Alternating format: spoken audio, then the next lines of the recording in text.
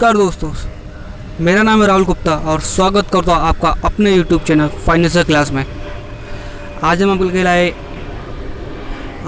लिए लाए एक another video basic of stock market का पार्ट 2, जिसे हम देखेंगे कि शेयर मार्केट क्या होता है, जो हमने ऑलरेडी पार्ट 1 में डिस्कस किया और इस वीडियो को आगे इस पार्ट 2 में बढ़ा रहे।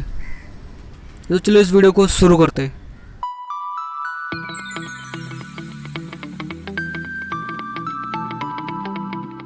वीडियो को आगे बढ़ाने से पहले मैं आपको बता दूं कि हमारा जो वीडियो था जुबिलेंट फुलवर के ऊपर, उसमें हमारे एक व्यूअर ने कमेंट किया था कि स्टॉक मार्केट के बारे में बेसिक बताने के लिए, तो उनके रिक्वेस्ट पे ये वीडियो बना रहे।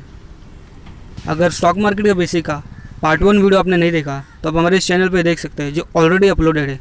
एंड अगेन चैनल पर नए हो तो आप इसको सब्सक्राइब भी कर ले।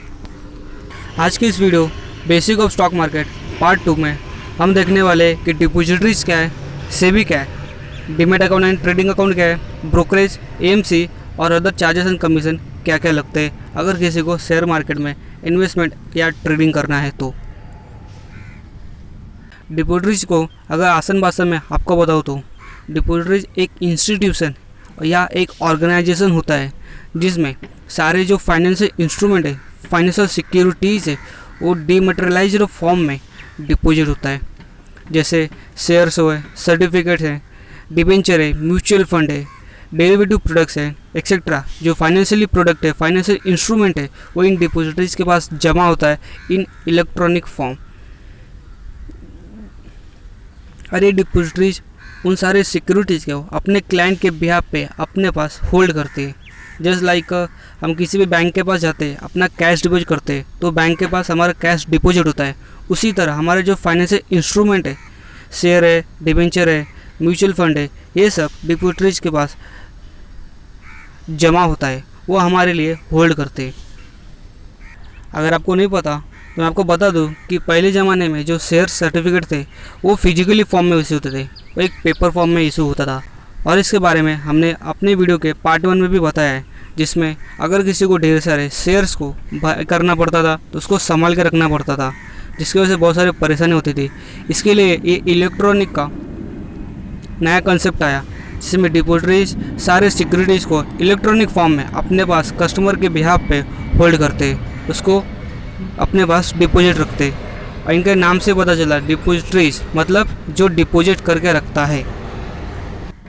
अब बात करते हैं एग्जैक्टली CDSL और NSDL में क्या फ़र्क है और ये अलग है तो किस तरह से अलग है। की शुरुआत 1996 में हुई थी और वहीं CDSL की शुरुआत 1999 में हुई थी। दोनों के हेडक्वार्टर मुंबई में ही है और NSDL का जो प्रमोटर है वो IDBI bank, UTI and NSE है। और इसके अगेंस्ट CDSL का promoter bank of India, bank of Baroda, state bank of India, HDFC bank and BSE है। शुरुआत में इनका जो फॉर्मेशन हुआ था वो मेनली NSDL का NSE के लिए एंड CDSL का BSE के लिए ही हुआ था कि इनके थ्रू जो भी ट्रांजैक्शन होंगे वो सारे शेयर्स के एंड सिक्योरिटीज़ के इलेक्ट्रॉनिक फॉर्म में इनके पास डिपॉजिट रखा जाएगा। हालांकि आज के डेट में CDSL और NSDL का जिस भी ब्रोकर के साथ टाई अप है, उनके पास डिपॉजिटरीज के पास सारे सिक्योरिटीज़ डिपॉजिट होते हैं। देखिए सेबीज क्या होता है, आपको तो पता ही है, इंडिया में सारे बैंकों को रेगुलेट करने वाला RBI है। उसी तरह इंडिया में जो शेयर मार्केट है उसको रेगुलेट करने वाला कोई और नहीं बल्कि सेबी है। सेबी यानी security and exchange board of India, जिसकी शुरुआत 1998 में हुई थी और ये एक स्टैट्यूटरी बॉडी था, जिसको बाद में 1992 में एक स्टॉक मार्केट रेगुलेटर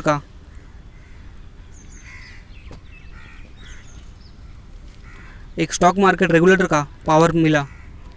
इसका जो मेन ऑब्जेक्टिव है वो है शेयर मार्केट को पूरी तरह से मॉनिटर करना, इन्वेस्टर के इंटरेस्ट को सेव करना, फ्रॉडुलेंट एक्टिविटी को कम करना और साथ ही साथ अलग अलग रूल्स एंड रेगुलेशन गाइडलाइन बनाना, जिससे स्मूथली स्टॉक मार्केट के सारे फंक्शंस काम कर सके।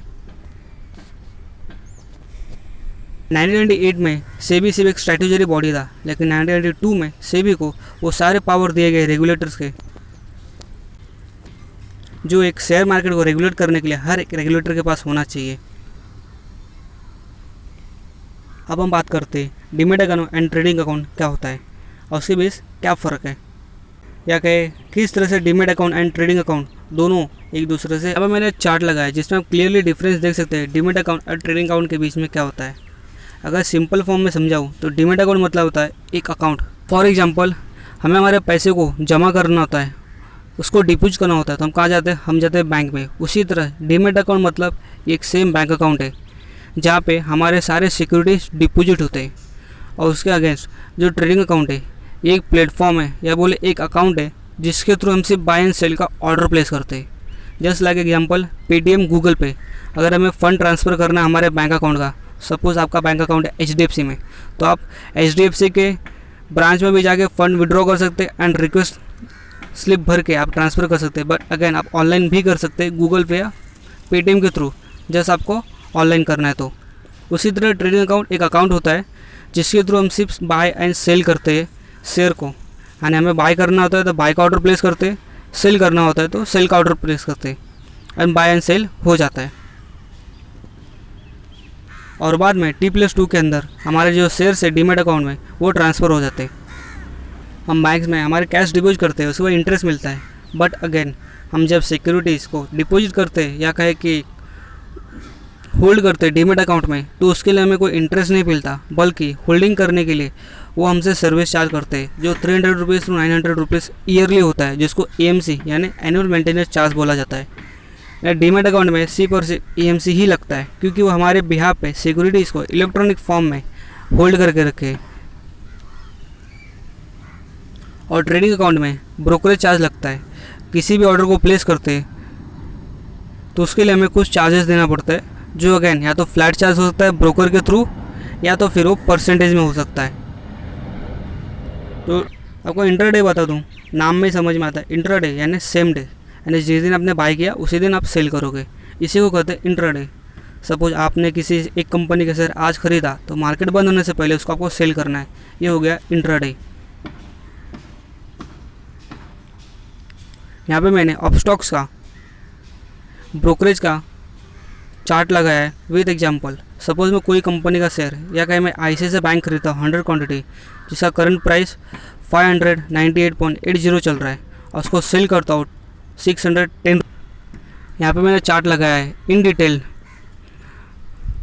कि किस तरह का ब्रेकअप है अलग अलग चार्जेस का एंड टैक्सेस का। जैसे 40 रुपीज़ तो ब्रोकरेज हो गया, 40 रुपीज़ भी इसलिए क्योंकि by side 20 rupees and sell side 20 rupees, तो टोटल 40 रुपीज़ का ब्रोकरेज लग गया। और अगेन ये एक डिस्काउंट ब्रोकर है अपस्टॉक, इसलिए 20 रुपीज़ से ज़्यादा कभी चार्ज करेगा ही नहीं ब्रोकरेज। चाहे आप 1 लाख का ट्रेडिंग करें या 10 लाख का ट्रेडिंग करें, आपको सिर्फ और सिर्फ 20 रुपये ही चार्ज लगेगा। और अगेन STD यानी सिक्योरिटी ट्रांसफ़र टैक्स, जो कि 15 रुपीज़ 25 पैसा लगा है, जो हर एक स्टेट के हिसाब से अलग अलग होता है। और ट्रांजैक्शन चार्जेस 4.17 लगा, क्लियरिंग चार्जेस 0, GST लगा जो कि सेंट्रल गवर्नमेंट और स्टेट गवर्नमेंट के बीच में जाता है, स्टैम्प ड्यूटी जो कि अगेन स्टैम्प ड्यूटी है जो अलग अलग सिक्योरिटीज़ पे एंड रियल एस्टेट पे लगता है, जो अगेन स्टेट टू स्टेट वेराई होता है। एंड सेबी का टर्नओवर फीस जो सेबी चार्ज करती है। तो टोटल टैक्सेस एंड ब्रोकरेज लेके 71.06 रुपीज़ हो गए इंट्राडे का, जिसमें जो वैल्यू थी बाइंग वैल्यू अराउंड 60,000 की थी और सेलिंग वैल्यू 61,000 की थी।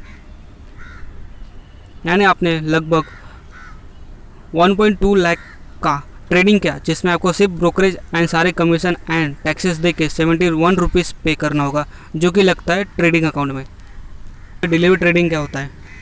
डिलीवरी ट्रेडिंग मतलब आज आपने बाय किया शेयर को और उसको आज के दिन आप होल्ड कर रहे हो, कल या 2 दिन बाद या 1 हफ्ते बाद या 1 महीने बाद आप कभी भी सेल करोगे, उसको कहते हैं डिलीवरी ट्रेडिंग। साथ में साथ इसमें डिलीवरी वर्ड से समझ में आता है जो आपने शेयर बाय किया हुआ है वो आपका हो गया और उसको आपके डीमेट अकाउंट में डिलीवर किया जाएगा, क्योंकि आज के डेट में सारी चीज़ें इलेक्ट्रॉनिक फॉर्म में होती है, फिजिकली होता नहीं है, तो इसीलिए इसको डिलीवरी ट्रेडिंग कहा जाता है। यहाँ पे मैंने एग्जांपल का लिए चार्ट लगाया है अपस्टॉक्स का डिलीवरी में। या तो मैंने ICICI बैंक को बाई किया 100 क्वांटिटी 598.86 रुपीज़ में, आज उसको सेल किया मैंने 610 में। यहाँ पे जो मुझे ब्रोकरेज लगा है वो एकदम 0 रुपीज़ लगा है, क्योंकि अपस्टॉक्स डिलीवरी के लिए कोई ब्रोकरेज चार्ज करता ही नहीं है। जहाँ पे अदर जो ब्रोकर है वो सब चार्ज करते हैं, फुल सर्विस वाले तो बहुत ज़्यादा ही चार्ज करते हैं। इसलिए मैं भी प्रेफर करता हूँ अप स्टॉक्स को यूज करने का। यहाँ पे मैंने ब्रेकअप लगाया है सारे टैक्सेस के एंड कमीशन के, जिससे हम देख सकते हैं कि यहाँ पे एसटीडी लगा 120 रुपीज़, ट्रांजैक्शन चार्ज लगा 4.17, जीएसटी लगा, स्टेट स्टैम्प ड्यूटी लगा एंड सेबी टर्नओवर फीस लगा, और इस तरह से 144 के अराउंड हमारे commission and taxes total add हो जाते हैं।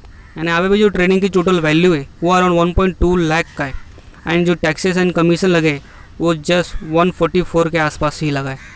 ऐसा करता होगा आपको basic of stock market part 2 में आपको समझ में आया होगा कि डिपॉजिटरीज क्या है, सेबी क्या है, डीमैट अकाउंट ट्रेडिंग क्या होता है, और किस तरह का brokerage, AMC and other charges and taxes and commission लोगों को पे करना पड़ता है अगर वो शेयर मार्केट में ट्रेडिंग या इन्वेस्टमेंट करते हैं। तो अगर बेसिक ऑफ स्टॉक मार्केट का पार्ट 2 वीडियो को पसंद आया तो प्लीज़ इसको लाइक करें, दोस्तों के साथ शेयर करें, चैनल पे नए हैं तो उसको सब्सक्राइब आइकन को भी प्रेस कर दें, जिससे शेयर मार्केट पे लेटेस्ट वीडियो आते ही आपको नोटिफिकेशन आ जाए और कोई आप वीडियो मिस ना करें।